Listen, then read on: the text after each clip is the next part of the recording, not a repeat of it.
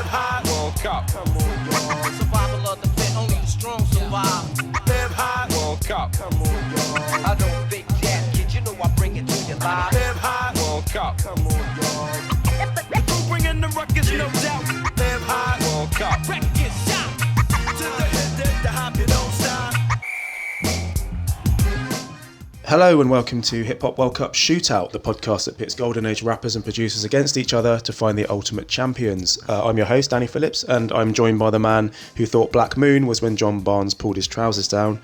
Steve Hitchcock, how are you, Steve? That is true, actually. True story. Yeah, true story. And also joining me is a man who thought Kanye West was the name of a train station, James Suscombe. I've been there. Yeah, great station. Yes, it's another new format, but essentially it's the same premise. We put one hip-hop thing up against another hip-hop thing and decide who wins. This time, it's a penalty shootout between two different producers, rappers, or topics. We'll take it in turns to pick the topic, and in this episode, it's my choice. So I've selected a shootout between the Beatnuts and Da Beatminerz. These are two of my favourite 90s production teams. They kind of got similar production techniques, but their vibes are quite different, I think. The Beatnuts are a bit jazzier, Beatminerz are darker, a bit grimier. Yeah. So I thought that would be a really good matchup. I've got a take on that for one particular song. On the matchup or on the techniques? On there being a bit of a yin and yang thing between the two of them. Oh, I can't wait for that. Okay. But Larry, look, just coming to you first then. I mean, what was your first introduction to the Beatminerz? It was Buck 'Em Down. Yeah. And it would have been like on a tape that you did me. So how so many of these stories start. Yeah, exactly. Yeah. But I think it was either like a compilation, or I think you might have just done like the best tracks from Enter the Stage, and that was just the best one, and it just immediately felt quite different. Just it had its own obvious production kind of style, but just that deep bass line absolutely. on that, just incredible. Love it. I just would like to make it clear, actually, I wasn't running some sort of illegal pirate operation with all these dubbed cassettes and stuff like that. It was just back when it was all right to do it. Yeah. It's perfectly legal to do it. Yeah. So turning to you, Steve, I mean, so we got the Beatminerz there from Larry. Let's turn to the Beatnuts. I mean, where do you think they sit in the kind of pantheon of hip-hop producers?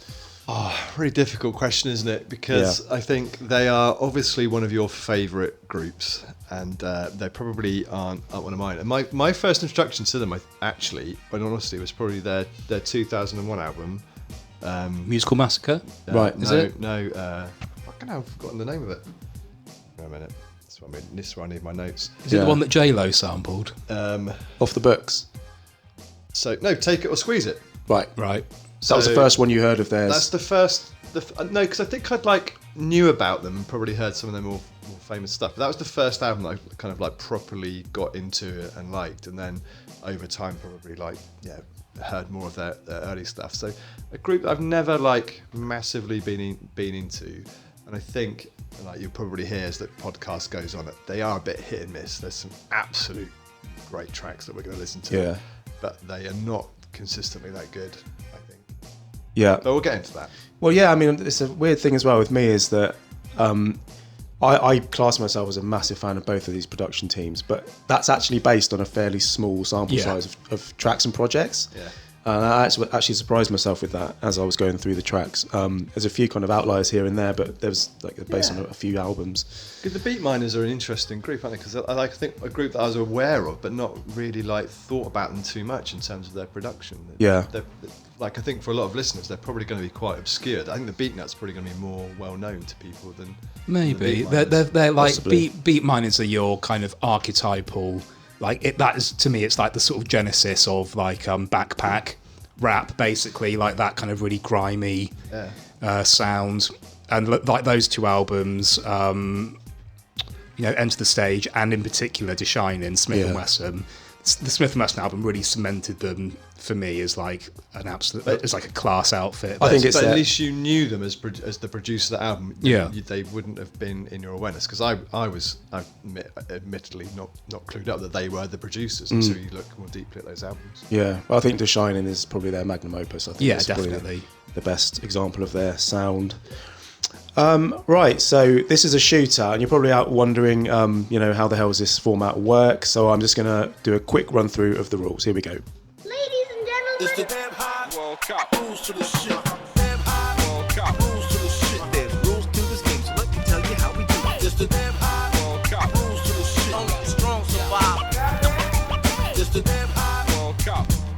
In our Shootout versus episodes, we pick 2 hip-hop producers or rappers to compete against each other and find out which is the winner. We select 5 tracks to represent each side. Those 5 tracks include one personal pick from each host, while the other 2 tracks are decided between us. They can be from any era as long as the artist or producer came to prominence in the 1990s, but they can't be songs we've already discussed on our Dream Team or Playoff episodes, essentially they've been cup-tied. During the shootout, we pick the tracks at random to face each other, discuss them and decide which is the winner using the 3-man vote. It's the best of 5, whichever side scores the most wins. So let the shootout commence.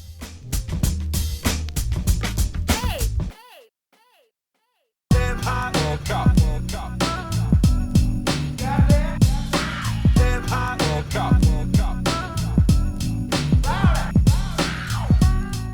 Just a reminder that we are still the world's only podcast monitored by VAR technology, so you have a cast iron guarantee that every opinion you hear is free from clear and obvious errors.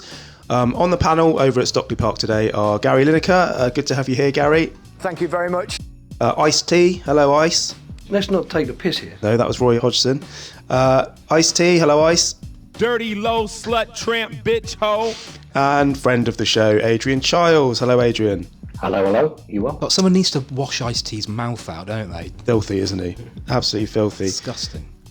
Inappropriate. So without further ado, let's crack on with the shootout. We have 5 Beatminerz tracks and 5 Beatnuts tracks lined up, so you can see what they are in the episode description. I'm not going to read them out now. But Steve, you're randomly selecting the Beatnuts. Larry, you're selecting the Beatminerz. So Steve, can you give me a number between 1 and 5?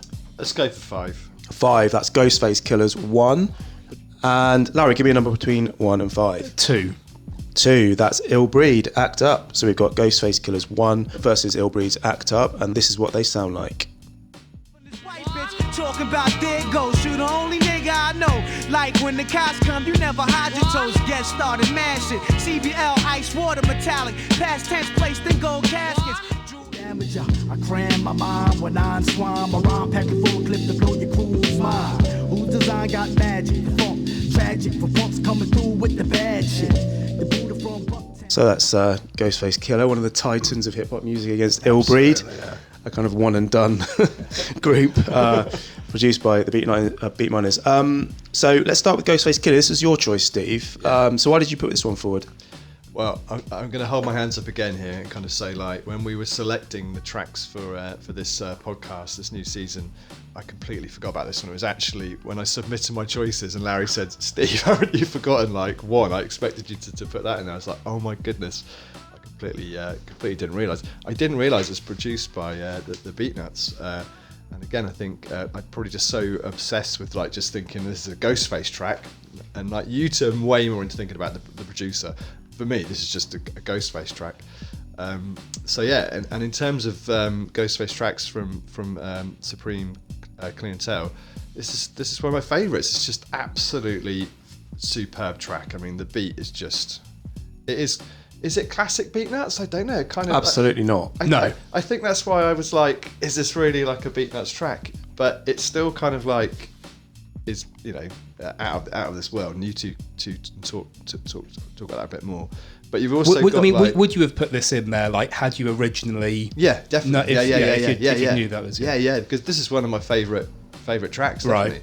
Just everything about it is just, you know, and you've got like Ghostface Killah really in his prime here as well. You know, that way, just, we said it before, that just stream of consciousness. But nobody does it as well as he does. Definitely. I don't know. Like, I just imagine he must like sit at home and just come up just like a few lines of rhyme, like stick them up on his board or something. I just don't know how he can be this good, this consistently with his raps.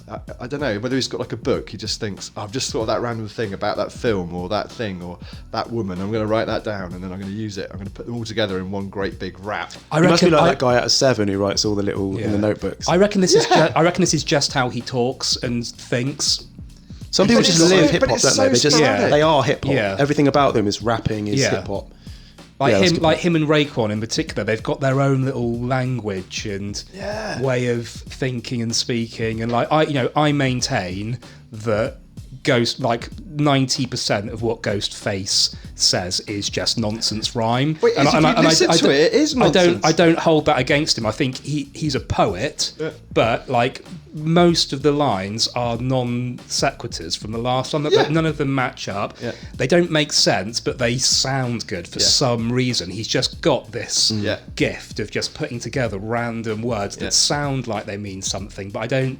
Even the think they verses do. on this don't really link to the chorus. Yeah, It's like, he's almost like the only person I can kind of think of similar is Aesop Rock, who I think he probably does have more of a coded kind of like there are more metaphors and intentionality in there, even though you don't know what it is, he knows what he's talking about as a metaphor. But I don't think Ghostface is like that. I think it's just stuff that sounds fly, basically. Aesop Rock has a huge amount of language that he uses in his. I think like there was a study done, and he's like the most language-rich rapper ever. Yeah. Ghostface is just the most mental. He's mental. I mean, he's an incredible wordsmith. Yeah. Technically, really, he's phenomenal. It's like you say, Larry. It's poetry. It's it's really technical. The flow, technically fantastic. the rhymes, the sound. Yeah, and it's to the point where it's kind of almost impenetrable because you can't quite get your head around it. Yeah. There's a sort of an intangibility about it that it feels a bit too lofty. That Yeah, you you have can't to quite not resonate with think you, about it too much. No, Just kind of let it wash enjoy over you and just enjoy the cadence. just enjoy the words and the cadence. cadence, the flow, and combined with this fantastic beat, I think it is Juju. Yeah. Is what makes this an absolute classic track. I mean, on the flip side of that, he is an incredible wordsmith, but to me, it sounds like every other Ghostface Killah track that I've ever heard. That is true. It's just a relentless kind of onslaught of words. It could be anything. In fact, the only identifying thing in the song for me is the chorus and the hook, like one, and that probably just came from the sample, which loops, and there's somebody saying one at the end. And what was the genesis of this track? It would have been that. Guaranteed, it would have been that. Sample? Juju made the beat. Ghostface heard it, heard him say one at the end, and then if there's any allusion to one in the song, it'll come from that. That's what I think. I reckon that was a missed opportunity, though. Like I think like someone like a Mos Def, let's say, would finish every sentence with one, and it would all tie in thematically. And he does that a couple times on this, but not really. Yeah, like there are a couple of, I can't quite think of the examples now, but there are other people who use like the one from like the James Brown kind of bit. I think there's like a Slum Village track that sort of does that. But yeah, a bit of a missed opportunity. My main takeaway from this one, production-wise, is it sounds like a RZA beat. Right. It sounds like a RZA sample. I think like Juju he's intentionally found he's either gone out of his way to find a Wu style beat, or he's just got one in his arsenal, and he's like, this would be perfect for you. And that's interesting because the Beatminerz are probably closer to Wu-Tang than the Beatnuts. Definitely. But I really think it sounds so RZA-ish that's who I assumed it was by. And it sounds like it could be on Iron Man for me. I'll go along with that. It's really Iron Man. The group, they're called Sweet Inspirations, who the sample comes from. Right. And that's exactly the sort of group that RZA would have, and the era that he would have been sampling as well. So that's a good point, Larry. Yeah. I think it's a really good sample, actually. If we're moving on to the beat now, I mean, it's not like my cup of tea. It's a very post-Golden Age beat to me. It's that in that production style is slightly beyond the what we call the Golden Age, but it's still good, and I like the sample. But I find it a bit repetitive. It just kind of loops over and over again. Yeah, it's got a good that's energy the only to it. thing with it. Yeah. But it's so good that it kind of it holds up anyway. That is recognisably Beatnuts. They're a repetitive, like melodic but they're going quite poppy at this time as well. It feels a lot more poppy, less Beatnutsy than classic era Beatnuts. There's no horns. It's not really filtered. It's not. It doesn't use the same Beatnuts tropes as we've gone used to in like the earlier in the 90s. But that's not to say I don't like it as a beat. I think it's a really nicely produced beat. And had I found that sample and looped it up like that, I would have been pretty bloody proud of it. Yeah, so, definitely. So yeah, I mean, it's not. I'm not going to say just because I don't know it. I mean, Ghostface Killah after Iron Man was a bit of a blind spot for me, and I'm not going to sort of say I don't like it just because it's post, the era that I know. Yeah, you're a changed man. Well, I don't know about. I wouldn't go that far. I mean, it's it's not really my cup of tea, but it did kind of grow on me the more I listened to it. But I don't especially like this album, and I didn't actually really know this track either until I looked up what have Beatnuts produced. I was just trying to kind of get ideas for the show, and I thought actually I could quite easily put that one in there as a favourite. It was like maybe my third down. So then when you didn't nominate it, I was like, right, here's a chance to get it in there. So you've opened our eyes to this track in a way, Steve. And the album, I think I have to disagree with Larry. I think it's a really great album as well. It's one of his best albums. People like it is revered as his kind of lot of people best, isn't say it? A lot of people really like it. I So- don't know if it's his best, but AOB on Ghostface before we move on to Ill Breed. Is there anything else? The only thing I would say, actually, and this is something I will return to, but I think here's a good example of it. Beatnuts, I think you've got 3 producers, is it? Like Juju, Psycho Les, and Vic. Yeah. And I think there's a delineation between, especially like Juju and Psycho Les, as you will see when you kind of look back to the Beatnuts material, and then subsequently what each of them produced independently. I think Psycho Les has got, I think he's the jazzy one, and Juju, and maybe Vic as well, they're the kind of harder boom bappier ones because they produced this. And there's also, I didn't kind of realise this until after I had nominated my tracks, but he was, like Juju and Vic, had this little production unit called the Ghetto Professionals, which Psycho Les wasn't part of, and they produced it's Juju, I think, basically. So it's stuff that sounds like this track. Yeah. And there are 2 other ones from the early Raucous days, which is Brick City Kids by Brick City Kids, which is Artifacts, and My Crown by Black Attack, both of which are like absolute monster bangers. And if I'd have twigged earlier that it was you'd got them that it was them, I probably would have tried to find a way of getting them on there. What sort of era are they from? That's from like the Raucous, like late 98, 99. And you can definitely it's bangers, but it doesn't sound like Beatnuts. It sounds so. I think that's where there's a distinction between Les and Juju and whoever Vic is. Like they. Yeah. And I will return to this later, but it seems like a good. And that might have brought a nice alchemy, the combination of their sounds. All right, then let's move on to Act Up by Ill Breed. This was from one of our favourite little hip-hop curios, the D&D Project CD released in, I think it was in 95. Overall, not a particularly great album when you can get beyond the tracks produced by the big producers. It's about 3 good tracks. Yeah, album, you've got the D&D All Stars. Yeah. You've got Diamond D produced Big C. Big C, and then you've got Ill Breed, Act Up. Forbidden Fruit Guru track on there. You've got one produced by Mark the 45 King, which is pretty cool. Yeah. But other than that, there are kind of sort of bunch of second tier producers. It's a missed opportunity, isn't it? I think it was, because when you imagine the amount of producers that would have used D&D, I mean, it's a great concept from an album. It just doesn't quite hold together. But on there is this absolute gem produced by the Beatnuts called Act Up. A very nice track. It does make you wonder, though, what happened to Ill Breed after this. We can discuss that if you like.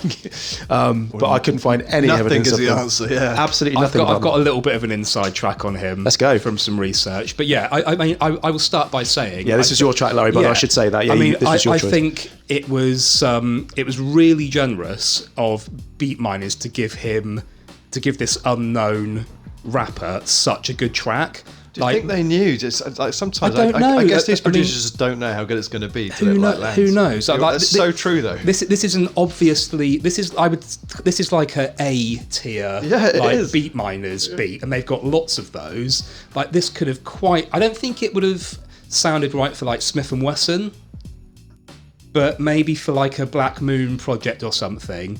But they could have given the rest of the trash on this album, they could have given this guy anything, and they gave him this really incredible beat, like one of my favourites of theirs. I thought, just coming back to very quickly, I think it has a Black Moon flavour to it. I'll put that in my notes. Definitely. But more the bass, once you get into the verses, that were a nice bass line. But I think although he's not kind of the best rapper in the world, but he is a good fit for their sound, and I think he could easily be part of like a theoretical like B-tier boot camp click crew. Yeah. Like him and so, because I think it's just one person, isn't it, Ill Breed? I don't know. Yeah, I was going to ask you that. I thought it was a group, it is. But so it sounds like there's only one person rapping, so it surely must be. Yeah. So basically, what I can glean about this person is that he hasn't even got a Discogs page. No. There's nothing else about him. Like searching for Ill Breed brings up sort of like, horror films and stuff like that. On the YouTube video of this song, in the comments, there's somebody called Sean Breed who comments, "He's called Sean Breed now." I'm like, he? Do you mean I? So I look up this guy Sean Breed, and it's the same person, and he's got fewer Spotify listeners than I have, like by an order of hundreds. He's got like 3 Spotify monthly listeners. He now makes kind of, I'm not sure if he's still doing it, but his most recent stuff was just kind of trappy kind of modern rap, and it's I mean, to give it its credit, it's not bad. It's it's pretty good stuff. It's just the kind of thing where there are probably a million artists like that these days doing that kind of stuff, and you've got to be one of the kind of top ones to get anything out of it. But that I think that's him, and he's kind of just an unsuccessful. It's surprising he didn't get a springboard off the round. back of that one track, because it is clearly the best track. You'd think that maybe he. It's funny though, because he doesn't sound anything like he does then. Now, his more recent stuff, you wouldn't know it's him. He's got when back on this track, he's got a really unique voice and a good one, I think. But I think it's one of those ones where you'd tire of it quite quickly over an album.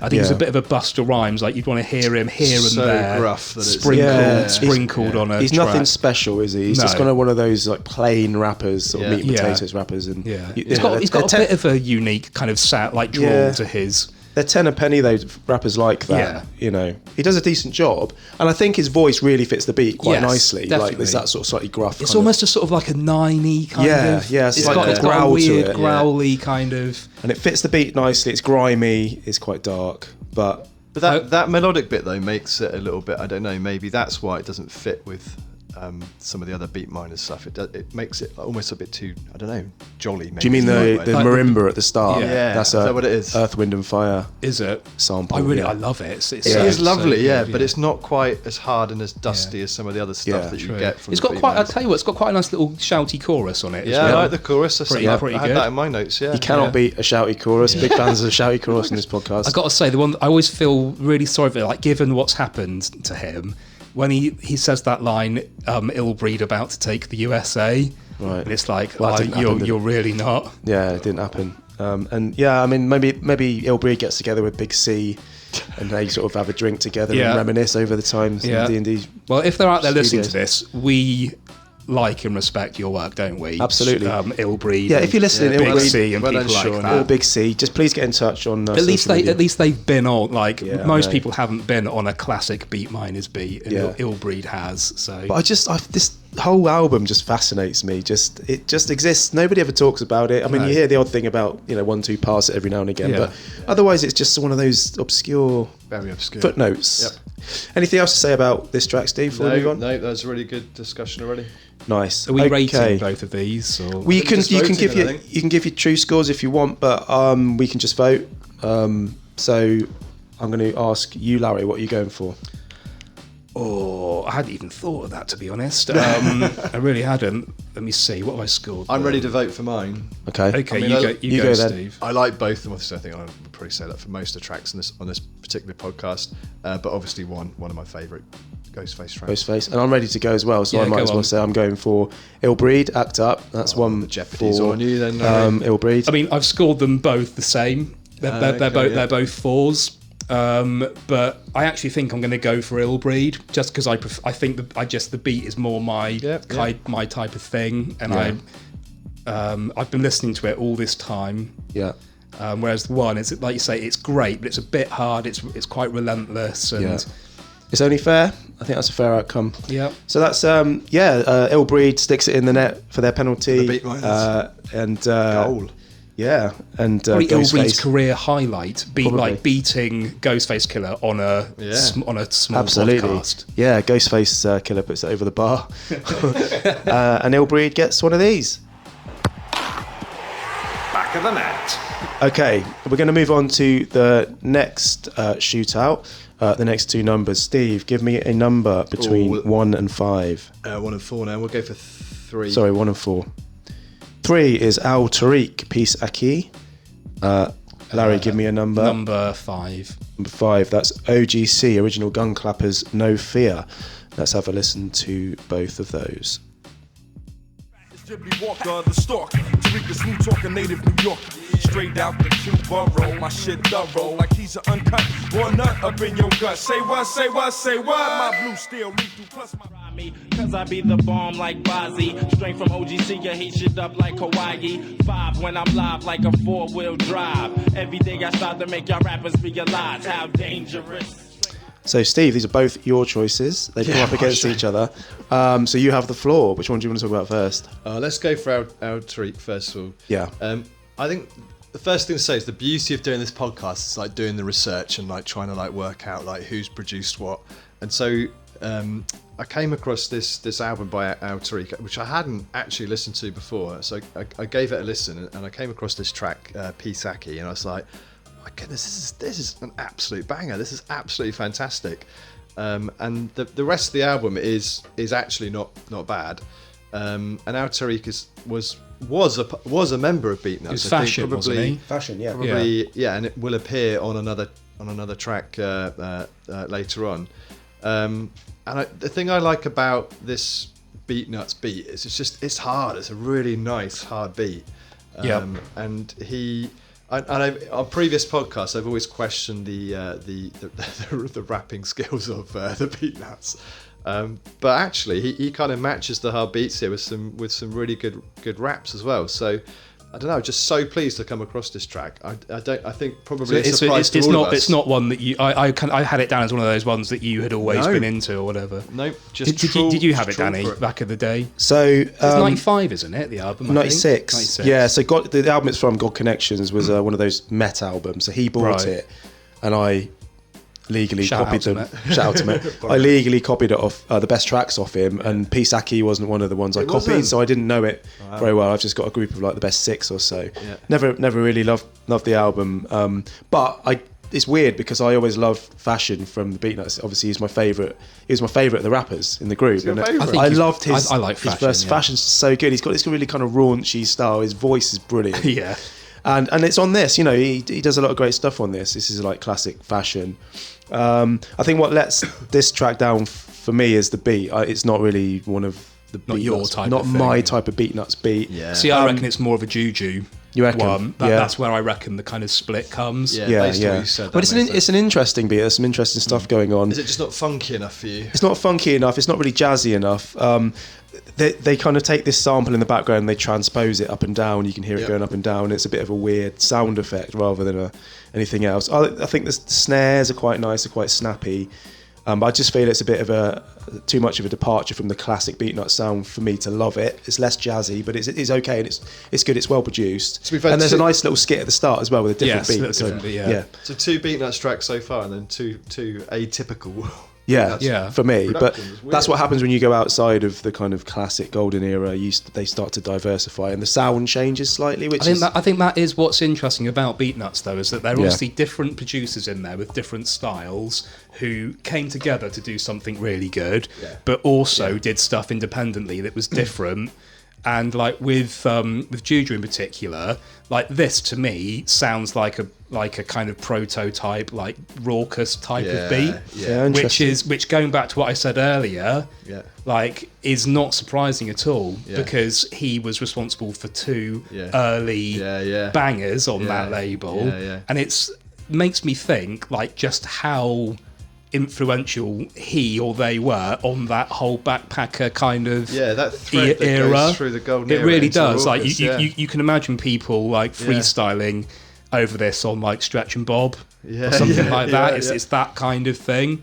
And I mean, this is the first time I've heard this track, like doing it for this podcast. Never liked it, but I think that it's good. Definitely. You saying that does make me appreciate the Beatnuts more than I probably should. So I'm becoming more of a fan. You're growing, Steve. You're growing as a person. So, Steve, I mean, let's move on to your other choice. Original Gun Clappers, No Fear. Why did you choose this one? I'd really like to remember where I first heard this. Was there something? Did you have this album? Was this one that came? No, that's something I was going to talk about. So I've got no idea. But this is a track that I've got a longer relationship with, and it's just it's probably a bit obscure, isn't it? And nobody probably listens to Original Gun Clappers. or OGC as they're now known.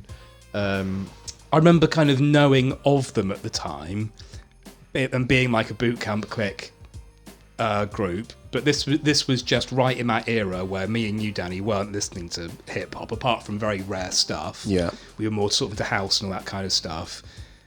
But if this had come out like a year earlier, I would have loved this. Yeah, I would have had it. I haven't listened to this album before this week, and I've listened to the album, a bit of a kind of skim through, and it is good. Like if I had if I'd had it back then, it would be. It's not kind of like a The Shining, but no, it's not. It's not far behind. Like there's Enter some the good Stage. tracks on there. Yeah. Hurricane Starang is another nice track I like on that one. But yeah, this is one of the tracks I think that's not produced exclusively by both the Beatminers, is it? Mr. Walt, this isn't is it? Mr. Walt, I think. Yeah. So they're brothers, is that right? Yeah, Evil D and Mr. Walt brothers. Yeah. So and yeah, just I think like that lovely, like, what would you call it? Like that bass line that almost acts like a hook all the way kind of through is just lovely. And there's that the one of the lyrics about stepping in hotter this year. That's something that's kind of like a bit of a. It's like a boot camp staple, isn't it? Catchphrases, I think. Which we'll probably talk about when we get to Heads Ain't Ready. Yeah. So yeah, it's good. Do you want to know the other members of original Gun Clappers? Do you know them? Why not? No, go on, hit us. Top Dog. Okay. Louisville Slugger. Yeah. And Starang Wonder. Thank you, of course, for those names. Brilliant names. Yeah. Yeah, Larry, I mean, for me, like you, Larry, I was aware of them through the previous Beatminers projects and the Boot Camp Click projects, but I actually remember being excited about it, the thought of it coming out, now that I think about it, but I just never then got it. Yeah, I was going to say I'm surprised I never bought it, because I was still buying hip-hop albums in 1996, certainly, ones from the Boot Camp Click. I bought Helter Skelter's album, Nocturno, which you and I discussed, Steve, in a previous episode, so I'm really not sure why I didn't buy it. Like you say, like, it's probably we were listening to other things at the time. The thing I would say about it, though, one, it's got one of the worst covers of all time. The album it's from, The Storm, it's got one of the worst covers of all time. Yeah. And number two, I would say the rest of the tracks on the album aren't particularly good either. I mean, there's a couple of good ones, but this was by far the best track on there on the album. Listening to it, and I just think it's like a really distinctive kind of classic boot camp style Beatminers beat. I think it's a moody, dark bass line, like you say, Steve. That bass line is really nice. There's something weird about it. It's quite soulful. It sounds like it's from somewhere. Like I recognise it from something else. I couldn't put my finger on it, but it's really kind of moody, brooding, sort of just sort of pulsating underneath. It's a really interesting beat, actually. I do like it, and I love the drums and everything. I actually really like it, and I was glad that you picked it, because it gave me a chance to listen to it. Yeah.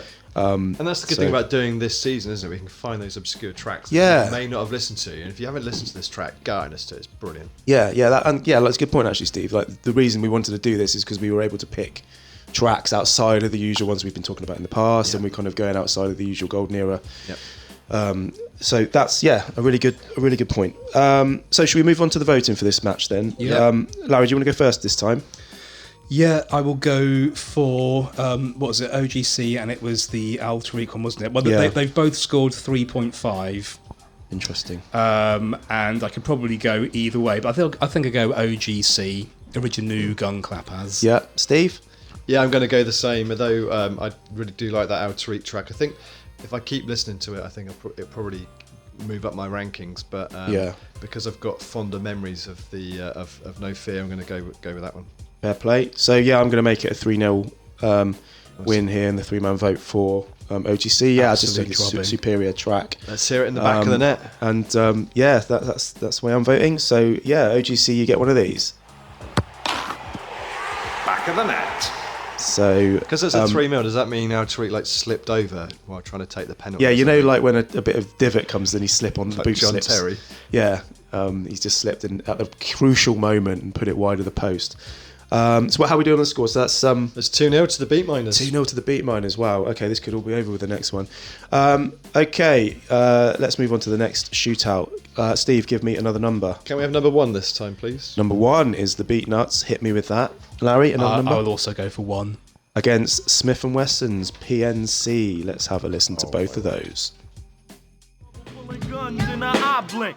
From the depths of hell, I make it known, son. My mind frame makes MCs swallow their own tongue. I dismantle competition, it's a sick shame. When I lose my competition, this is what I mean.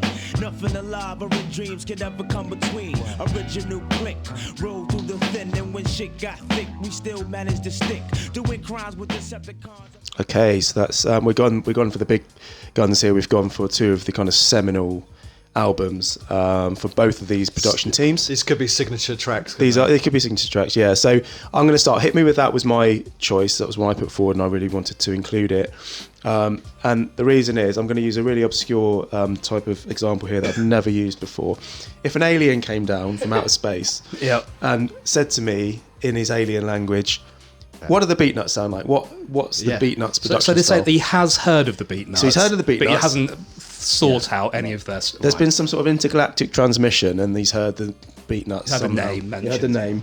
What do they sound like? And I would say, okay, alien, whatever your name is, listen to Hit Me With That from their debut album, because I just think it's a perfect distillation of their sound and why I love them. It's the type of hip hop I love. For starters, it's that filtered bass line combination with horn samples, delays. It's just fun, funky, jazzy. So that's like everything, all my boxes ticked. And obviously the sample, the main loop is the Monty Alexander Love and Happiness loop, which has been used by Q-Tip for Gangsta Bitch by Apache. And it's also used on another track that we might talk about in a minute, which is Let Off a Couple. So it's a really kind of well-known sample now, but at the time it was just, to hear it was incredible. And I just think it's just the perfect Beatnuts beat. It's between this and Uptown Shit by Curious is my favourite Beatnuts production, I think. I'm surprised I didn't make the cut, actually, to spoil all that. Well, I couldn't. I wasn't allowed because we'd already discussed it. Cup Tied, yeah. So, I wanted to include this one. I love it. I'm not surprised you said that. Yeah, like we play one Beatnuts track at your funeral. Could be this one, just to sum up your love of that type of hip hop. Yeah. In fact, could you actually do that? Can we do that? I know you because you're making my funeral arrangements, Steve, at the moment. Yeah, no problem. In fact, I think the Pope, who's being buried today, just passed away, I think they played that at the ceremony as he was going into the. Hit Me With That. Why else do I like it? Well, vocally, it's typical Beatnut stuff, unspectacular but fun, kind of raunchy. A shouty chorus, and I think the hook is absolutely perfect. A shouty chorus with a little Method Man sample. You just can't do better than that, I'm afraid. It's very catchy. And it features fashion. And and this track reminds me just how much I love Fashion as a rapper. He's perfect on it. Everything about it gets a bit raunchy, a bit rude. I just love it. This is the Beatnuts to me. Yeah. So well said. I think you deserve a round of applause for I'm going to give myself. Yeah, well done. Guys, what do you think about it? I can't top anything there. You've said everything. Really, it's just absolute typical, nice sound. And I think for me, the best Beatnuts tracks, the ones where you get that kind of earworm, you're just like, that's just in my brain. It's going to keep going round and round and round. Yeah. And actually better raps than you probably get normally on a Beatnuts track. So that's all I can add. My only kind of gripe with it is that the tempo's a bit plodding. Okay. Like I like my Beatnuts tracks up tempo. And this one just isn't quite. It's just a little bit kind of dull for me, Clive. I would agree with that as well. But I guess for you, it's like perfect, isn't it? You love that. Like it's just a head nodder. Yeah. Well, that's bang out of order. No, it's not. He's not out of order. But I have got some. I've got some analysis of this one. Yeah. And this kind of feeds back into my Beatnuts / Beatminerz yin and yang theory. They've basically on this one they are using. Like the Beatnuts are using that staple of Beatminerz production, which is the filtered down bass line, and then with little snatches of atmospherics on top. Like it's a really, really similar production style to the extent that I would love to hear what Beatminerz did with the same source material, even the same drums and the same sample. I could just imagine it being just moodier. But I don't know, actually, if Beatminerz would use this sample because it's a little bit too jaunty for them. I think it is, yeah. Like, their stuff is almost a bit more kind of minor key, a bit more dark. Yeah. And so they'd have to kind of take it down a couple semitones or something. What they probably do is they put it on a cassette and then Yes. sample the cassette and then filter the shit out of it. Yeah. And then just put some grit and crackle on it. Seriously, like you do realise actually that they're coming from very similar places, but just doing it in a slightly different way. And just like the way they do their drums is different. Like Beatminerz tend to have very dry drums, whereas Beatnuts use a lot of reverb on their snares, and it just gives it more of a live kind of sound. I just thought that was an interesting kind of comparison, is that they're similar and yet quite different at the same time. But using similar Beatnuts techniques. have louder hi-hats, and this is got quite obscure production detail, but one of the things that I really love about Beatminerz, and this only kind of really occurred to me doing this, is they tend to have very quiet hi-hats.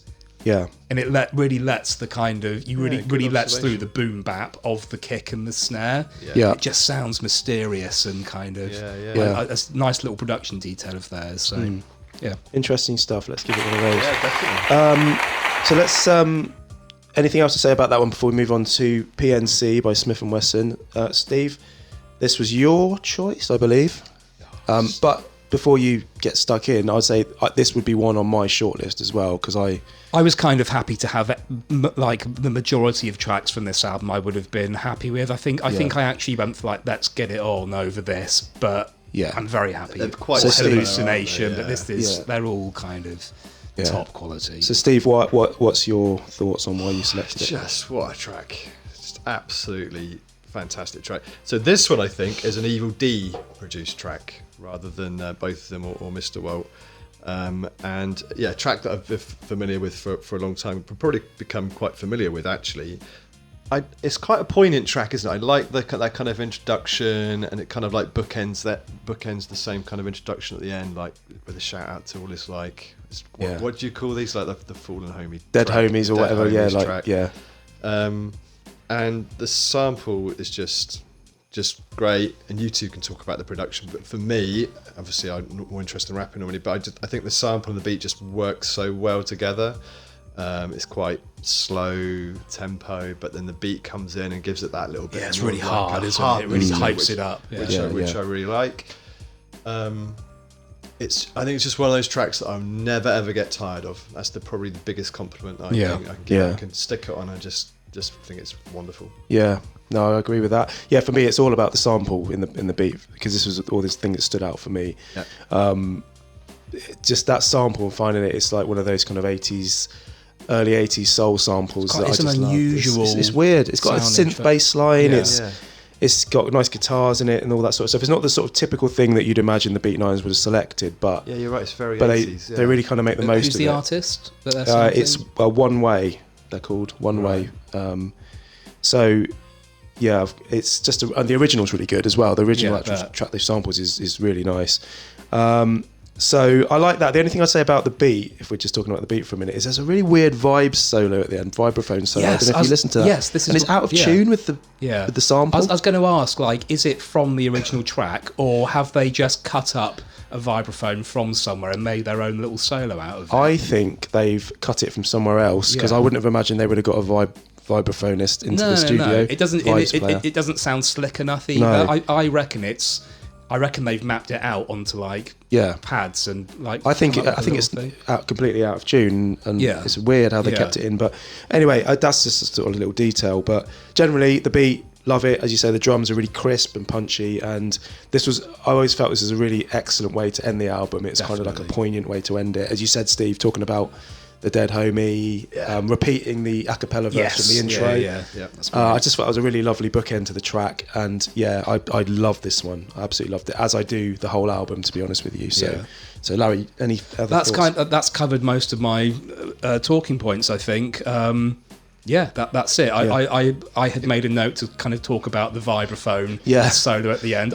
I really like that as production detail, and Beatminerz do this on a few different things, where they will bring just something in right at the very end of the track, and it just shows that they care. And I try and do this kind of thing with my productions, is that I put a little reward in there sometimes for people who've listened right to the very end. And like it'll be like, as it's fading out, like I'll bring in something new. I like that kind of effort that people put into Yeah. things like this. There's a Beatnuts one that I'll talk about later as well. Okay. But yeah. Cool. Right, well, I think it's time to vote. Yep. I mean, this is going to be really difficult for me because I did score both of these, 4 out of 5, both of them. Well, you maybe should go last then. Yeah, probably. I'm going P.N.C. Partners in Crime, 100%. 1-0 to Same Beatnuts. to me. It's it's 5-4. Sorry. Oh, right. Makes your job easier. Well, I'm going to give them a consolation point then because it's, for me, it's the Beatnuts. Hit me with that. But that is a score for the Beatminerz. Get on. Back of the net. So That does make the scores 3-0, and I personally I suspected it was going to go this way. yeah, Just because I don't know. I'm going to save those kind of thoughts for once we've done the all 5 tracks. But okay. So unofficially, then the They can't Beatminerz lose. Can't lose. They've won, but we're going to carry on anyway just to see. Well, the who Nuts wins are the other playing for matchup. pride now, aren't They they, are really? playing for pride. Yeah. Unlike a real penalty shootout, we keep going to the end. Right. So give me another number, Steve. We'll go for number 2 this time. Number 2. That is the Beatnuts again. Let off a couple. And Larry, another number. Have I done 3 yet? You haven't, no. Okay, I'll go 3 then. Number 3, that is Black Moon and Smif-N-Wessun. Heads ain't ready. Another heavyweight tie. Let's have a listen to both of those. Breaking sucker niggas off like a press on nail. I inhale, I exhale, now I'm zoning. Freak a fat flow from night to the morning. She gonin', cause I fucking stole that witch. Swept your hoe like a broom. The original guns and machetes, I pin that ass to the grass like I was Teddy. Cause brothers ain't ready for the froze and the dreads. Grab the Glock and hit you from your toes to your head. There's an X amount of Oh, heads are nodding in the room. So the first one, Larry, that was your choice. Let off a couple was your I think choice. they're both mine, aren't they? They are. No, the Heads ain't ready was my choice. So, Of course it is. yeah, so you go on Let Off a Couple. Let Off a Couple is my favourite Beatnuts track. Yeah. Sometimes the simple ones are the best, basically, and I never tire of it because the sample's just so perfect, and the raps are equally catchy for it as well. It's funny how Fashion has a full verse, and then Les just has a few lines, and then Juju has a few bars, and that's it. It's almost like it's more of a skit than a track. Yeah, it's a glorified interlude, really, isn't it? And as you mentioned earlier, it's that Love and Happiness, Monty Alexander track. You could I think you could take any 2 bars from this and create a hit. Yeah. But this is just the best 2 bars of it. It's just so good. It's an irresistible beat to rhyme Irresistible. over. But I think, I wonder if the reason it's so short is that they're almost embarrassed about it. Yeah, it's just a loop. Because they're known for kind of constructing tracks from scratch, building up the beats and stuff, and little chops here and there, that they just realised this didn't take any effort. Yeah. We'll just make a little kind of... yeah. And they just had some extra rhymes in the notebook they wanted to. But get out. It's a freestyle. I love the rhymes on that. I love the click click bam. Yeah, Let Off a Couple. And it's like an old school kind of cypher rhyme. You can imagine them doing it around the cypher in the street and all that sort of stuff. I like that, And also, just on that, sorry, Yeah. this was one of the tracks on the album that I knew every word. I used to memorize it. I know it all. And that's the sort of how good it is. Street level. Yeah. Yeah. Well, the Beatnuts. I don't call it street level. Oh yeah, of course, yeah. I'm a snob. Just going back to the bit of what I mentioned last track about little production details. Yeah. This has got one of my favourite little production details ever in it. And do you know what I'm about? What I'm going to say? The sound effects in the background of when they're talking about lighting up a blunt. No. It's good it's guess. it's 45 seconds. Okay. There's a little squeaky kind of analog synth sound in there. Okay. Do you know what I'm talking I about? don't, but I'm going to try and find it. And Keep talking, I'll find it. It's just it's because it's such a simple loop. Just the fact that they've kind of got this little squeaky sound on there. I think it sounds like an analog synth. I was going to say maybe it's like a kind of filtered and distorted bit of vibraphone from somewhere else in the track, maybe like the sample, but I don't think it is. Yeah. But it doesn't need to be in there.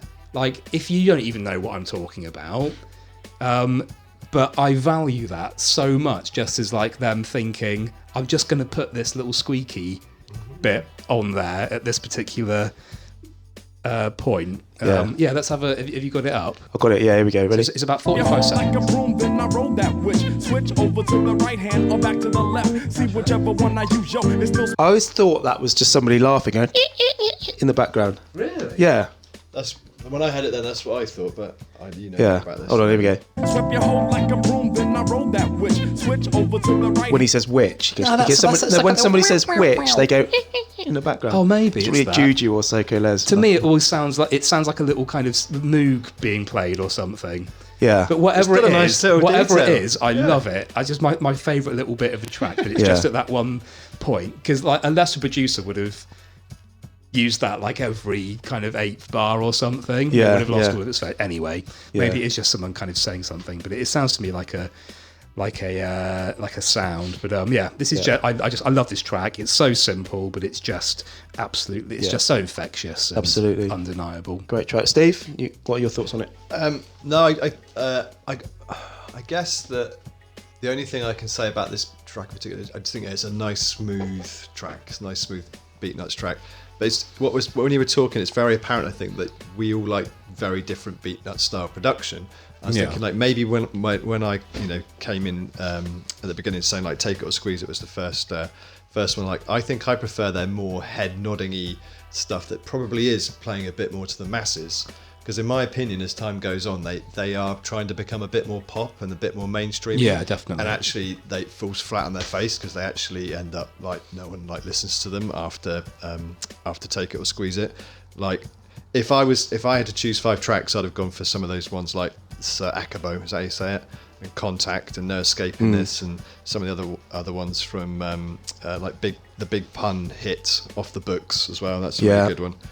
So it's really interesting that there's such a variety of different musical, I don't know, Textures, elements, styles, textures that we all have a different kind of favourite type Like, of there's production. no tracks from Curious made it into this as well. Like having just 5 apiece is so tough, isn't it? It really is, yeah. You got to whittle it down, and I was just trying to distill it down to those tracks that I felt really represented the sound of the people we're talking about, but also we wouldn't get to talk about otherwise. Yes. That's the beauty of this new format.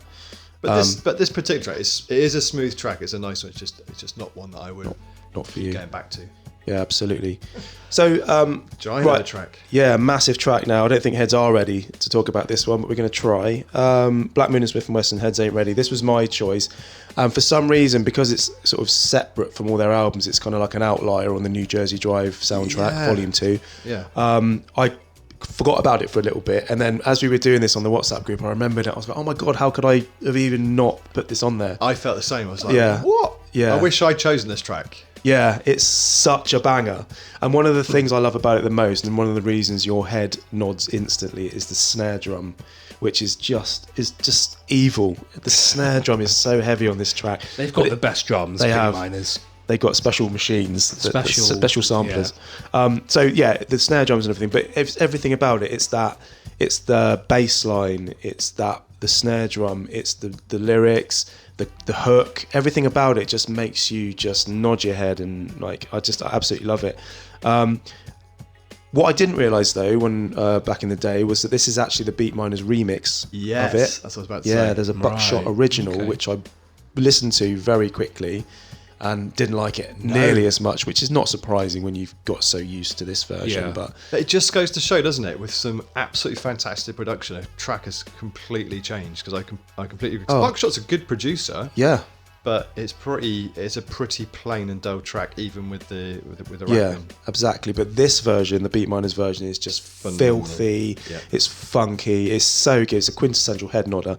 And also, what I would say, I know we've been debating what a posse cut is. This is a posse cut. Does the original also have original gun clappers on it? Is it the same? Because it's billed as Black Moon. Black Moon and Smif-N-Wessun. It's not. It's the whole boot camp clip, and it should have been boot camp. All of there's 8 rappers on there. It's all of them. It's boot camp. It's Black Moon and Smif-N-Wessun featuring Helter Skelter and OGC. Yeah. So that's how it's billed. It must be contractual or whatever. But it is. Like, I guess maybe they did that because Black Moon is the who people knew, and that would sell records, whereas maybe Boot Camp Click wouldn't. 100%. But that's what it is. It's a Boot Camp Click posse cut. Exactly. And therefore, it's in the conversation for best posse cut ever. 100%. Yeah. Wow, yeah. I didn't even contemplate that. Yeah, great point. So yeah, those are my thoughts. Anything else? Well, the only thing is to add, obviously, the link back to the No Fear track. This is where we get that quote, "I'm stepping hotter this year" from Top Dog. Yeah, of course. Yeah, and that's, like we said, that's that kind of like signature quote, really. I've got a couple quotes actually. I only spotted this one today, but it's I pinned that ass to the grass like I was Teddy. Okay, Teddy Pendergrass. Yeah. And it's in my nature to keep Robin like Givens. I've always liked that one. Yeah, I always like Robin Givens gets mentioned on so many tracks in that era. Robin. Yeah. But yeah, what I love about this is it sounds like it could fit on The Shining. I think it's quite reminiscent of tracks like Soundboy Burial, Wipe Your Mouth, and Next Shit. Yes. It's very dubby. It's got those sort of like vocal snatches that have the delay on them. And I find it quite like a meditative sound. Like if you think about those sounds that are right at the beginning, it's almost like a kind of Eastern sounding like cymbal and like not a sitar string, but something like it. I've got some facts. And I can imagine meditating to this instrumental in like a Buddhist temple in Thailand or something. It's 100%. It's got that. Well, it's funny you say kind of thing. The word temple. Yes, because the sample that's underneath it with that little mystical kind of Eastern sound is from a song called, I'm going to sample snitch, sorry listeners. Las Vegas Tango by Gary Burton. Okay. The same track that was sampled on a track called Illusions from the Cypress Hill album Temples of Boom. Okay. They use a bigger portion of it, Cypress Hill, but Beatminerz use a sort of slightly more background. It just sort of is a flavour in the background, but it's a similar. It's definitely it's a stoned kind of. Yeah, 100%. Yeah, it's a blunted kind of. Yeah, it's a perfect Cypress Hill sample. Like it fits that album. Yeah, perfectly. It doesn't surprise me that they've used it as well. But yeah, I love it. It's so good. My only gripe with it is that, and it's funny that it should come up against Let Off a Couple because this is too long. Like, no hip-hop tracks really need to be 5 minutes long unless they've got a beat switch, which this doesn't. Yeah. My other comment about it is I don't know whether it's rock or ruck, which is the one with the kind of really unique voice. Steve? Still live in case you didn't know how... It's the one that says it's in my nature to keep Robin like Givens. He's got one of like when he comes in. I love. That's the Rockness Monster, isn't it? Right. That's rock. When he comes in, I love that. He's got one of those voices that again, like Illbreed or Buster, you wouldn't want to hear him all the time, but when he comes in, he's used sparingly. He really cuts through, and it's brilliant. I love that. Yeah, absolutely. All right, shall we vote? This is a really difficult one for me. I'll go first. It's more difficult for me. Heads Ain't Ready. Yeah, Larry. I think Heads Ain't Ready is the better track, but I couldn't live a life without Let Off a Couple in it. I could like if I had to never listen to Heads Ain't Ready. If I had to never listen to Heads Ain't Ready again in my life, I wouldn't like it, but there were enough similar sounding Beatminerz tracks that I could substitute them in. Whereas Let Off a Couple, it's just such a unique, just such a lovely little loop.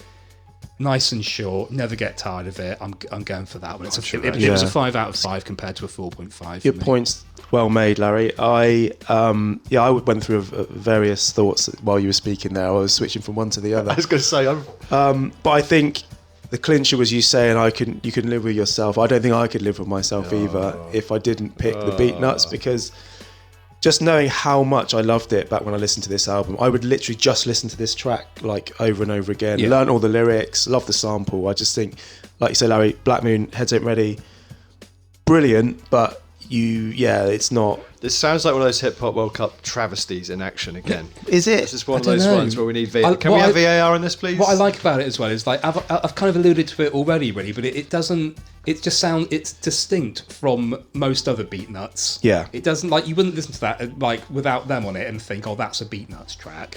It's like any producer could have done that because it's so simple, and yet it's just such an infectious sample that you can't go wrong with it. I just love listening to it. It's just based on nostalgia, feelings at the time, just what it meant to you at the time. What does Big Sam think? Big Sam, You all right, Sam? I'm very good, thank you. I've been chilled out watching you on my phone, keeping an eye on you. Great to hear, Sam, but we were kind of hoping for a bit of an opinion about what you've just heard us talk about. Never mind. He's actually just been drafted in as the caretaker pope until they find a new one. So that's probably why he's a bit distracted. So that is a win for the Beatnuts. What's that made it 3-1? 3-1. So the Beatminerz have won the overall shootout, but Beatnuts have got a goal back, so they get one of these. Back of the net. So that brings us on to the final shootout, which is Mos Def's New World Water. We don't need to draw numbers for this because they're there. Mos Def's New World Water up against Royal Flush, Moving On Your Week Productions. Let's have a listen to both of those.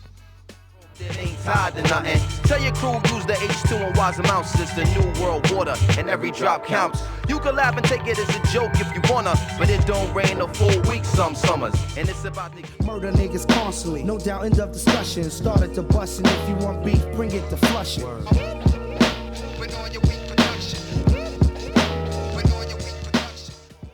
Okay, so that's Mos Def against Royal Flush. Mos Def was your choice, Larry. Do you want to tell us why? Yeah, well, what I liked about doing Beatnuts is that they've got this longevity where they're also into this raucous era, and we've already covered Juju and Vic's contribution to that, but Psycho Les separately was also kind of part of that. He produced this and the next track on the Mos Def album, Rock and Roll, which was I would have happily had either of them, but Rock and Roll's more of a song than a rap, so it didn't sort of feel quite appropriate. And I'm mainly choosing it for getting Mos Def on there and rating the lyrics on it. But just to kind of briefly touch on the beat, it to me is typical of this delineation between the two factions of Beatnuts, where this sounds more like Beatnuts. It doesn't sound like a Beatnuts track, but it's got that xylophone sample in it. And I'm convinced that Psycho Les is the jazzy one that brings the xylophones and the vibraphones to it. I was just going to say that is a very Beatnuts sample. Yes. Yeah. And what I love about it, it's basically, I don't know if you looked up the sample, but I did today. It's like a pitched down xylophone, I think, from, I can't remember the sort of track, but it sounds like water. And I don't know if he kind of, again, whether it's one of those things where he picked it because it was a track about water, or did Mos Def think that sounds watery, I'm going to write a water track. The drums are quite sort of simple on it, but I like it. But yeah, just lyrically, I think this was into my second wave of being into hip-hop, like the raucous era. I was a little bit late to this album, like by a year or so, but it's one of the classics of that era. It's still kind of rooted in that classic sort of hip-hop sound. It's not too kind of weird. Mos Def is just one of the greats of that era. He would have been a great in any era, I think. Yeah. He started to come through on some earlier kind of like De La tracks, and he was sort of down with that kind of that lot. But at the same time as getting back into the music again, I was also getting into just sort of like politics and anti-capitalism as well. I was kind of consuming a lot of people like Michael Moore, Greg Palast, those kind of journalists. And this is just the perfect kind of combination. It's where those two worlds collide, where like who else is writing a song like this about it's literally about water and about thing. He talks about it in so many different ways. Like he kind of starts off by saying about, he's kind of like personifying it, saying that water is angry because it was fed slaves over the course of centuries, and now it's getting its own back. And it's also got the stuff about how he goes through all the ways in which water is such a vital element to life, and how companies will happily pollute it and then kind of purify that same water and Sell sell it it back to back us. to you. Yeah. And like you're going to get to a point where it's going to be so bad that you're going to need to buy Evian to like bathe in it because it's so dirty. It's just such a clever. I think it's just such a good. Yeah, I agree. It's one of the great all-time great concepts. Fascinating subject matter. Yeah, it's a really clever, different subject to talk about. Yeah. I've never heard anything like No. it in hip hop. It made me actually want to go in and examine the lyrics and look up what it all means, and it's just fascinating when I did that because you see all the topics, Larry, you've just been talking about. Yeah. You know, even climate change and greed, Yeah, manipulation, climate change, like, commodification. he's really ahead of his time. Yeah, it really like, was. Because like you often, if you're kind of into this kind of conspiratorial stuff, like a lot of people kind of hypothesize that like we will have water wars in the future because We'll be it's such fighting a over precious, resources, such a precious resource that's the future of conflict. And he was talking about this back in like '99, where it's really kind of far-sighted. Yeah, wars and stuff like that. Have you seen that Paradise on Disney Plus, the program? No. They were talking like the world's about to end and war breaks out because of the competition for resources. It's exactly that sort of thing. And this is, like, how long ago was this? I ain't got time trying to be big Hank, fuck a bank. I need a 20-year water tank. Yeah. Very So, good stuff. just a really good track. Did you want to say anything about Yeah, this? What's your relationship like with Mos Def? I think this was at the time when I was like buying hip hop like so much, probably more than any other time in my life, and Mos Def was someone that'd been on my kind of radar for a while. And this was a highly anticipated. Yeah, album this is when at I the was time. hungry for new stuff, basically. And he's a fantastic all round rapper, and you can see there was so much hype around him because he's got everything, you know. And I think particularly at a time when backpacker rap and more conscious rap was becoming a bit more flavour of the month, he was definitely seen at the forefront of that. He's a vanguard, wasn't he, of that kind He of... was, yeah, definitely. And Black on Both Sides, really, really good album. I wouldn't say it's classic, but it is a very, very good album. But the stuff he did with he does with like High Tech and Talib Kweli, the Black Star stuff are just brilliant. So he's definitely produced some of my best stuff. So this is the disappointment with him, is that he didn't carry it on. We didn't get, I don't think, enough out of Mos Def. He started acting, didn't he? He sort of got distracted. He did, He was in Hitchhiker's Guide to the Galaxy. He's got like another few albums. Like if you got the Ecstatic, like that is a brilliant album. That's my favourite album of his. I just don't think he ever fulfilled his potential. No, he could have been like definitely the not. next Nas and that sort of thing. Yeah. He definitely Could have been the next AZ. Yeah, That's the tragedy of it. That's the tragedy. But I think like lyrically, like he is on that rare level of like a Nas Exactly. or somebody Yep. like that. He's got he everything. He had like superstar power as well. Yep. Hence why he was kind of into films and stuff. Yep. But he's also like I watched an interview between him and Kweli actually on Kweli's podcast, where he's just very protective of his own work to the point where like you don't find it on Spotify. Like he won't allow himself to be robbed, and like Kweli was saying that even back in the day before they got a deal, Mos Def was like he knew not to get into bad kind of record deals and stuff like that. Like he knows his stuff. A savvy bloke. The only thing I was going to say, like personally, is that I knew Mos Def and was more familiar with him before Beatnuts, so I never connected this to Beatnuts again.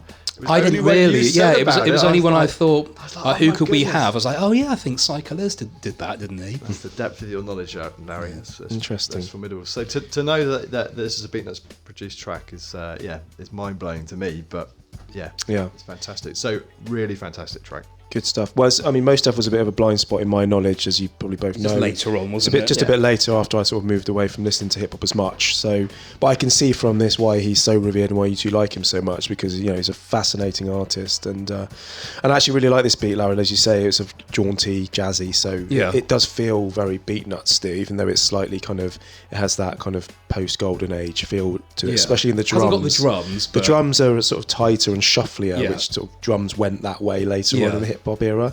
I think it's the production that enables you also to stay listen with the to most. content. Yeah, I agree. It's heavy. Yeah. But it's good. I agree with you. It's so not too clever. busy. It's quite simple. Yeah. You could imagine a really hectic Beatnuts beat that would just like that. You need that in a Beatnuts track because the raps are kind of are quite They're frivolous. a bit more rowdy, aren't they? You kind of need a bit. This Whereas is tight. like Mos Def, he's like a serious rapper, serious content. It's serving the vocals. Yeah, definitely. Good combo. Yeah, I like it. It does a job. I gave it 4 out of 5. That's how much I actually liked it. I was just I was really sort of taken by it.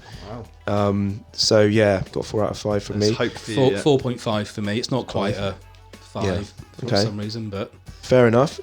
Let's move on to the other one, and I'm pretty sure I know what you two are going to think about this one. But this was my choice, Royal Flush, Moving On Your Week Productions, which I always loved because it was very jazzy, and it had this really nice keys and chords in it. Yeah. And I love the KRS-One sample and the Nas sample for the hook bit.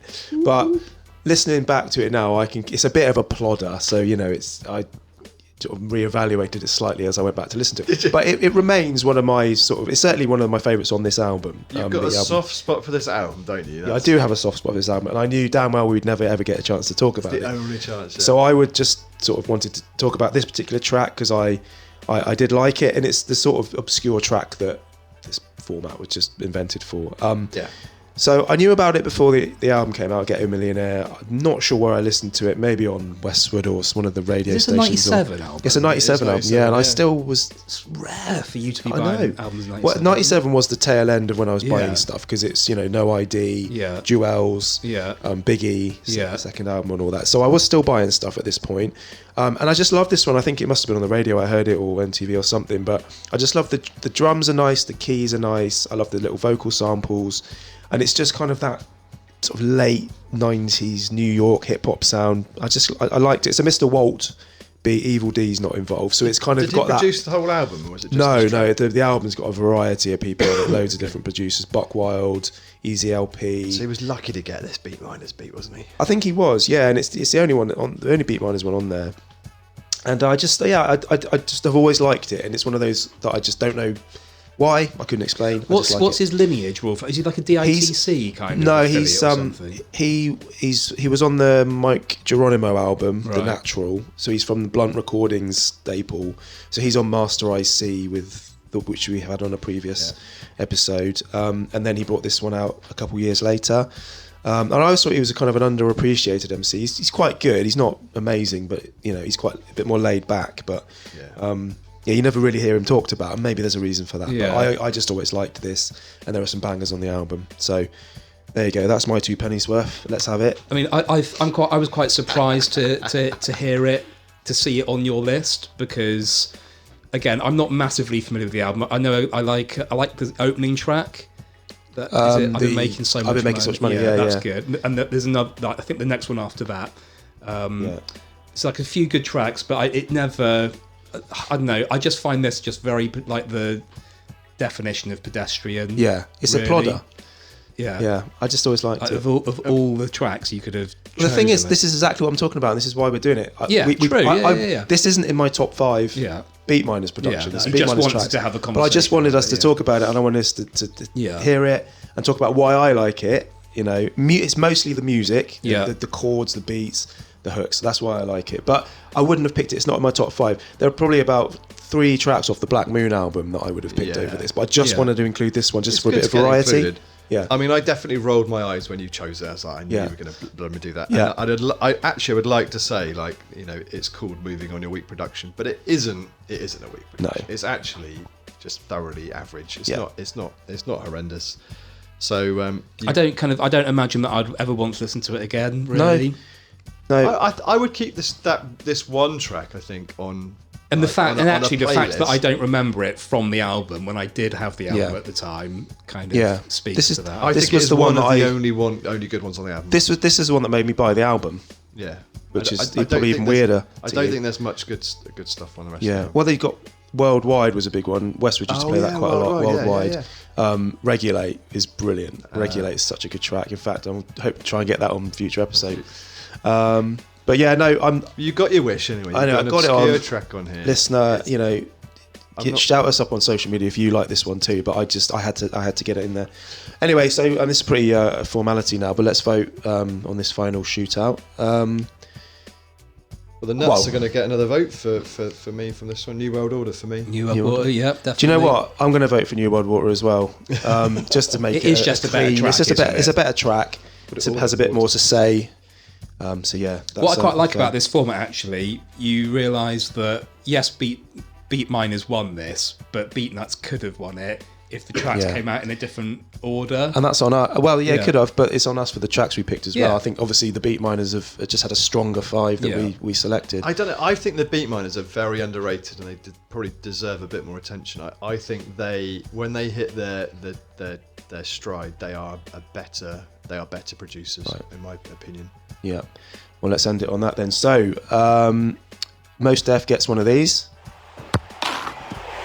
Back of the net. Buries his penalty in the back of the net, and because the Beatminerz won that one, was that 3-2? 3-2 in the end. 3-2 is closer than it set out. In the end, the Beatminerz get our special little sting. Here we go.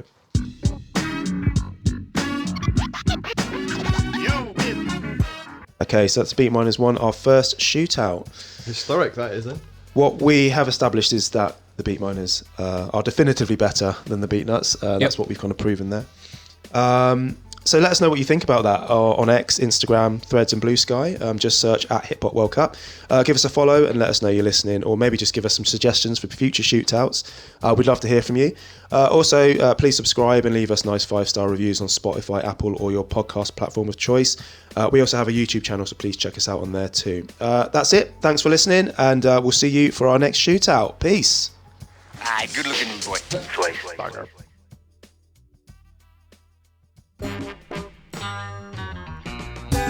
World Cup.